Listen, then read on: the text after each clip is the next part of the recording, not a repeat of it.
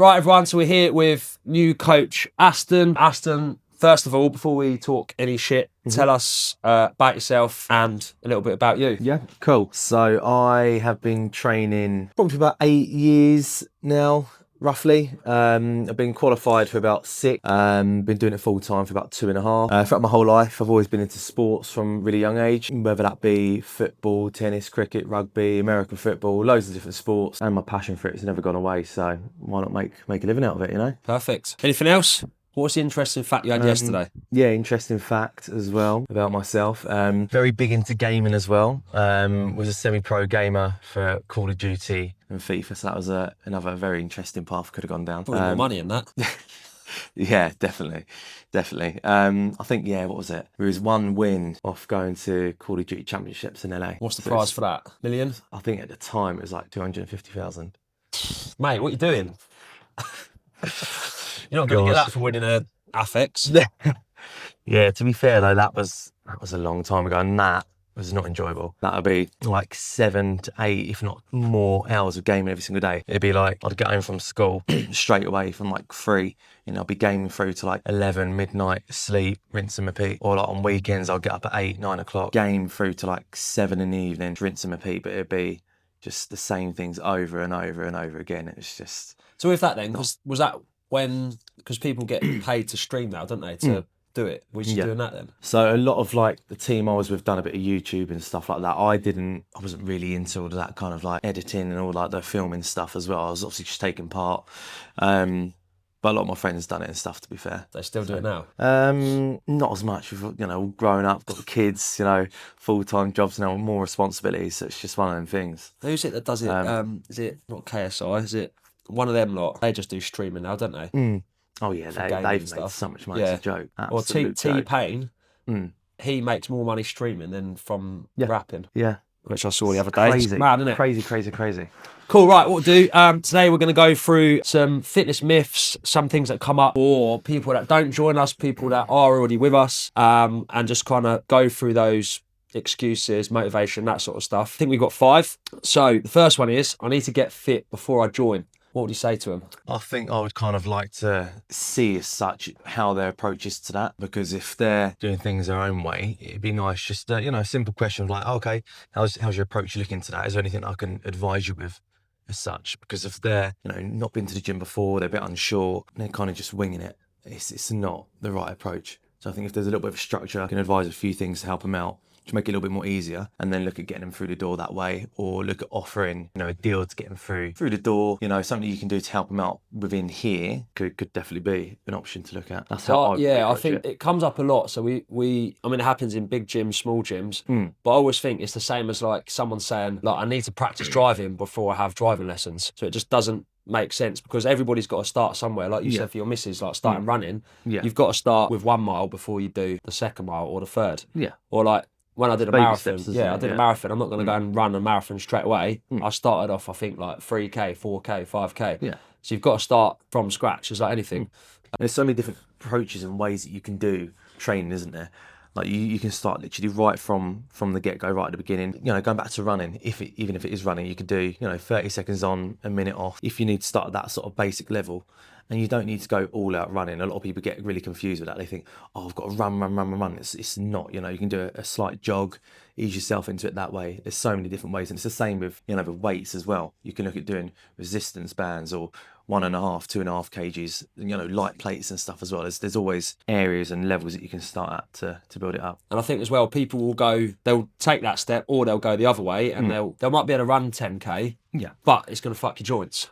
So like your tendons, ligaments, your body might be able to do it, but your tendons and ligaments won't be able to catch up to that. So you've got to do it slowly over a period of time. Going into like someone wanting to lose weight, like if someone comes in and says, I want to lose 20 kilos, but I want to do it in 8 weeks, realistically, it's not going to happen. Like you've probably, how long has it taken you to put on that 20 kilos? So you can't expect it to come off the other way. You've got to do it slowly, and you've got to do it over a long period of time. Yeah. So I think if that's why you haven't started now, start today. And I think it comes hand in hand, just going back to what you just said about, doing running with your joints and, aches and everything as well. I think it's so important to have that balance of doing strength training as well. So it's kind of half and half, because, you want to build up some strength and, have your muscles acting as a cushion for your tendons and ligaments as well, and your bones as you get more older. So I think having that to help build you up, and there's going back to the approach and the rep ranges you can aim for to help out with the running. Look at a bit more endurance training, a bit more strength training. There's so many different things that you can go, but they can complement each other. Yeah. So cool. We'll move on. Lovely. Right, what we got next? Oh, it's my favourite one. I don't have time. Okay. Go on. I mean, yeah, it's I don't know. It's a hard one to approach, that one, isn't it? I mean, you don't have time, but you've got time to take that phone call. You've got time to sit down and watch an hour of TV, or have a longer lunch. There's so many ways to be about it. I've got so many clients, that I've done where they can come in and have a quick 20 minutes, half an hour, on their lunch or whatever. I feel like that's one thing that a lot of people, really kind of stress about, as they think, oh, I've got to come in and do an hour and a half, 2 hours. It's not that. You can come in, do your 20 minutes, your half an hour, work it and tailor it around your lifestyle and your work. Yeah, I think when I started training, I think it's the same for everyone. You had chest day, back day, arm day, leg day, shoulders, or whatever way around it was. So low split. Yeah, hour and a half a day, like beasting yourself into the ground, whereas realistically, like, you can do that when you're 18, 19, 20. Yeah. But I'm as strong as I am now, give or take a few exercises, than what I was 10 years ago, but I'm training 70% less. So I think for people that say they haven't got time, like I always say, book it in as a meeting with yourself. If you're getting booked in for things at work, you have to do it. Book it in for yourself the week before. So you're planning ahead. Again, it comes down to planning. If you know you've got 45 minutes, if you create a workout that is 30 minutes just in case, and then when you get there, set your timer, set yourself that 30 minutes so you can't be pissing around on your phone, you can't be talking to people. I don't like talking to people on a train. I just like to come in, get on with it, and create that space and time. Like Aston said, if you're sitting at home watching Netflix for 2 hours every night, you've got 2 hours a day.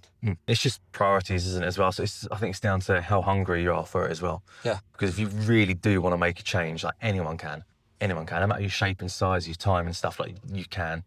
It's just trying to prioritise the right things. And as you said, a plan out your day, week, not even just your day, but like weeks in advance, months in advance. If you've got a busy calendar, a busy month coming up, your working hours and stuff, have it all written down, or on your phone, however it is in your calendar on your phone, however you need it to function, and have it there. And then right, that's my 45 minutes, my half an hour, my hour I've got to myself, where I can run to the gym, do a few bits. You're good. And if that's consistent and you've got that in the diary, then like that's your time there. You don't need to think, oh, I've got no time, but you do. It's there. You've worked it around your day-to-day life. I think another thing with that is the standards that you set for yourself. So some people say, right, I'm going to do 4 sessions a week, and they only get in 3. To them, they've failed. Whereas if I've always done this I've done this for quite a long period now, setting your minimum standards and your maximum standards for the week with the busyness that you have. So if you've got a really busy week and your minimum standard is 2 sessions for that week, you hit your minimum standards, you're good. Yeah. Whereas if you had 4 sessions booked in but you only did 2, you would see that as a failure. So look at like your minimum, your maximum standards for the other things that you've got going on. I think that helps massively. 100%. Yeah, I think even the same for us as coaches as well. Like I've got plans like that as well. I've got my 4-day proper strength training plan. But I know for a fact there's times where I've not hit 4 days or 5 days working out, and I'm okay with that as long as I've got something happening, something going. Even times I've not even been able to do the full session because you've run out of time, you've been busy with clients, and it is it does happen in life. There is times when you're more tired, you've got priorities of other things and stuff, in life, whether that be kids or whatever, or work's just taken over. There's, as long as you set that, as you said, the minimum bar, the max bar, and you're within that area, you're good. Yeah, perfect. So stop making excuses. Right, should we do this one? I'll start when things calm down. Okay. You like that one? Start when things calm down. I mean, when do things ever calm down? This is it. So this is what I've got on my notes. Yeah. The gap between I'll start when and actually starting is usually months or years. God. Yeah, I mean, especially as you get older, I think, we all take it for granted as we're kids, aren't we? We're in school, we've got no worries, no bills to stress over. But as you get older, with work and just life, day-to-day life, like sometimes it just doesn't slow down, especially if you've got kids in the mix as well. It gets worse, doesn't it? Yeah, it just goes down to how hungry you are and having that priority. And I feel like everyone, even if, coming from a parent myself, like you do feel guilty, if you want that hour of you time where there's no kids or no partner, you've had a long day at work, or you just want an hour to you to just breathe and do your workout, just have a bit of you time. You shouldn't feel guilty for stuff like that. So I think kind of work it around. Everyone's life's so different, so you should try and work it around your life. And going back to planning once again.